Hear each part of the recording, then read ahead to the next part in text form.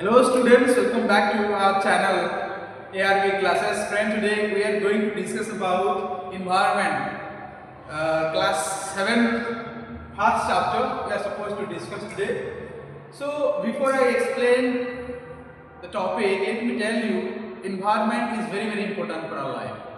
If we are living in a good environment, then definitely it is impact good life. I mean to say अगर आपका health अच्छा है तो सब अच्छा है। As you all know health is wealth.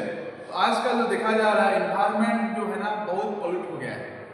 तो अब हम जानेंगे इन्वायरमेंट कितना जरूरी है, इसका क्या क्या लूफल्स है that we are suppose to overcome those loopholes and ऐसा क्या करें जो इन्वायरमेंट को सही से रख सके, है ना। इन्वायरमेंट किस चीज को लेके बना हुआ है, क्या क्या चीज को लेके बना हुआ है, सब डिस्कस करेंगे। सो पहला देखते हैं इन्वायरमेंट जो होता है दो प्रकार का होता है, ये बायोटिक और बायोटिक, नेचुरल और मैनमेड भी होता है, राइट। तो ये बायोटिक मतलब क्या होता है यार, बायोटिक मतलब क्या होता है समझते हैं। पहला देखते हैं बायोटिक क्या होता है। The person who are living being, right, the person who are live is called biotic.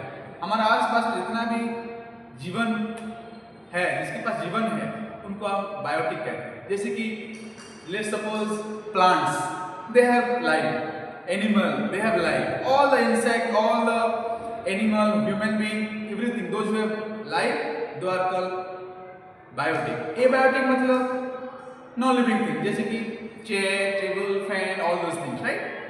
I hope you might have understood. अगर हम बात करें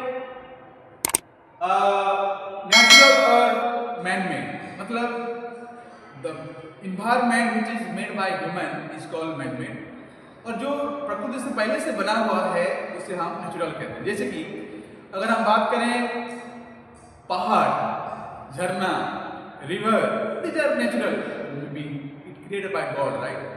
सो these are things which is related to nature is called natural environment. And manmade मतलब एक city हो गया, मान लीजिए जूनागढ़ शहर में हम रहते हैं तो ये मैनमेड है। किस तरह से रास्ता प्लान होगा, किस तरह से यूनिवर्सिटी बनेगा, किस तरह से ओवरब्रिज बनेगा, it is created by human. So all those thing which is created by man itself is called man-made environment. I hope you might have understood. Now lithosphere क्या होता है, बिकॉज हम लोग जो एटमॉस्फेयर में रहते हैं उनका भी अलग अलग लेयर है ना। तो हम समझते हैं लिथोस्फीयर क्या होता है। आपको पता होगा जो हम लोग जिस लेयर में रहते हैं उसको हाइड्रोस्फीयर, एक हाइड्रोस्फीयर होता है, एक एटमॉस्फेयर होता है, एक लिथोस्फीयर होता है। लिथोस्फीयर मतलब लैंड होता है, जिस क्रॉस में हम लोग रहते हैं उसे हम लिथोस्फीयर कहते हैं। हाइड्रोस्फीयर मतलब पानी। तो हमारा जो यूनिवर्स है, हमारा जो धरती है, धरती मेनली तीन चीज में बना हुआ है। आई hope you might have known that. पहला है पानी, सेकेंड है लिथोस्फीयर, इसको हम हाइड्रोस्फीयर, लिथोस्फीयर एंड बायोस्फीयर कहते हैं, और एटमॉस्फेयर, चार चीज है। तो बेसिकली हम लोग जो रहते हैं, जिस जमीन में रहते हैं उसको हम लिथोस्फीयर कहते हैं, राइट। और लिथोस्फीयर में ही हमारा एनवायरनमेंट बना हुआ है। अगर हाइड्रोस्फीयर, हाइड्रोस्फीयर क्या होता है, पानी, जितना भी हम धरती में सबसे ज्यादा पानी है। तो शुरुआत हमारा लाइफ कहाँ से हुआ है, पानी से हुआ है। बाद में जमीन, जमीन चारों तरफ पानी ही पानी है।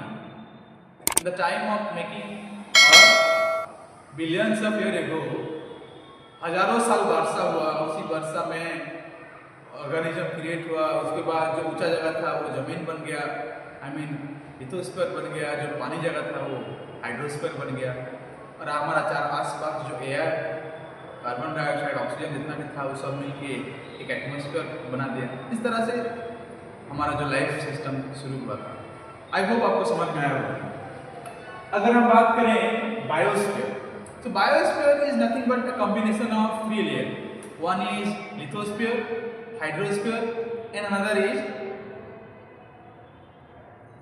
Lithosphere, atmosphere and hydrosphere. तीन लेयर को मिला के बायोस्फीयर बनता है। बिना एटमॉस्फेयर में बायोस्फीयर बायोस्फीयर नहीं बन सकता, बिना लिथोस्फीयर में भी नहीं बन सकता, बिना हाइड्रोस्फीयर में भी नहीं बन सकता, right? Because water is light. In the same way, air also light. Without air you can't live. Without water you can live for some time, but without air you can't live. So all those things combine each other, those create a biosphere. Life का शुरू हो जाता है. तो I hope you might understand friends. आज के लिए इतना ही. नेक्स्ट वीडियो में हम और डिटेल में डिस्कस करेंगे. Thank you.